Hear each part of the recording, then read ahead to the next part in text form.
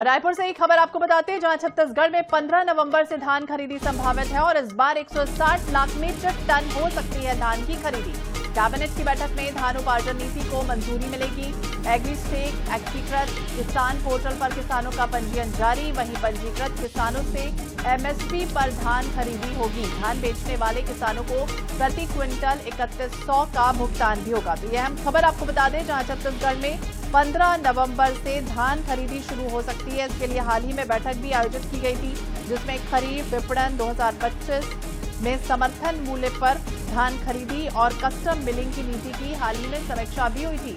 और अब इसे लेकर कैबिनेट की बैठक में धान उपार्जन नीति को लेकर एग्रीस्टेक एकीकृत किसान पोर्टल पर किसानों का बाकायदा पंजीयन जारी हुआ है। ज्यादा जानकारी के लिए बात करेंगे विशेष संवाददाता गौरव शर्मा, हमारे सहयोगी हमारे साथ जुड़ गए हैं। गौरव, देखिए, पिछले साल 144.92 लाख मीट्रिक टन धान की खरीदी हुई थी और इस बार 160 लाख मीट्रिक टन धान खरीदी हो सकती है। अभी कैबिनेट की बैठक में क्या कुछ हो सकता है? देखिए, छत्तीसगढ़ के लिए धान खरीदी किसी उत्सव से कम नहीं होता। छत्तीसगढ़ में पिछले कई सालों से रिकॉर्ड धान खरीदी होती रही है। अगर पिछले साल की बात की जाए तो 150 लाख मीट्रिक टन धान खरीदी का लक्ष्य रखा गया था। 144 लाख मीट्रिक टन से अधिक धान खरीदी की गई थी।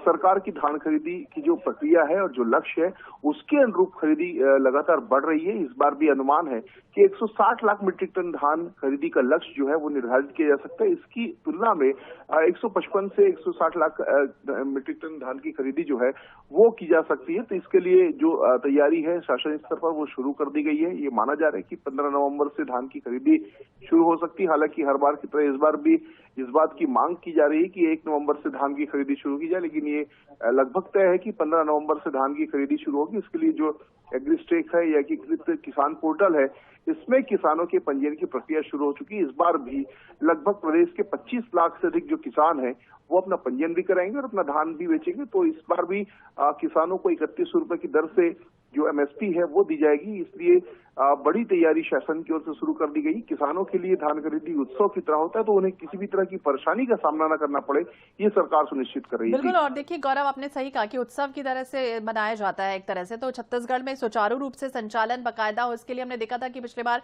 कई तरह की अव्यवस्थाएं थी, चाहे कंप्यूटर हो, इंटरनेट हो। इसके लिए इस बार कोई वैकल्पिक व्यवस्थाएं या किस तरह की व्यवस्थाएं सुनिश्चित की जा रही? निश्चित रूप से किसी भी तरह की परेशानियों का सामना न करना पड़े, खासतौर पर तकनीकी दिक्कतें ना हो, इसके लिए एग्रीस्टेक पोर्टल में काफी पहले से पंजीयन की प्रक्रिया शुरू कर दी गई है। एकीकृत किसान पोर्टल भी लाया गया है। इसके माध्यम से भी शहरी और ग्रामीण क्षेत्रों में व्यवस्थाएं की जा रही है। जिन किसानों को पंजीयन कराने में तकलीफ हो रही है उन्हें दूसरी सुविधाएं भी दी जा रही है। साथ ही साथ किसानों को धान बेचने के बाद अपनी राशि जो है वो मिल सके, इसके लिए भी व्यवस्थाएं की गई है। तो इस बार ये उम्मीद की जानी चाहिए कि जो सुविधाएं उपलब्ध कराई गई है, जो व्यवस्थाएं की गई है, उसका लाभ किसानों को मिलेगा और किसी तरह की अव्यवस्था की स्थिति देखने नहीं मिलेगी। क्योंकि 25 लाख से अधिक जो किसान है वो रजिस्टर्ड भी होते हैं और साथ ही साथ बड़े पैमाने पर धान की जो बिक्री है वो की जाती है।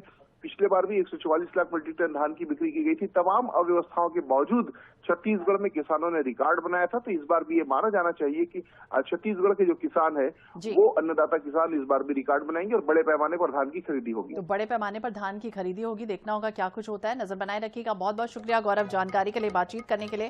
तो बता दें, वर्तमान में राज्य में 2058 सहकारी समितियां, 2739 धान उपार्जन केंद्रों के माध्यम से आगामी खरीफ विपणन वर्ष में 160 लाख मीट्रिक टन धान खरीदी का अनुमान लगाया गया।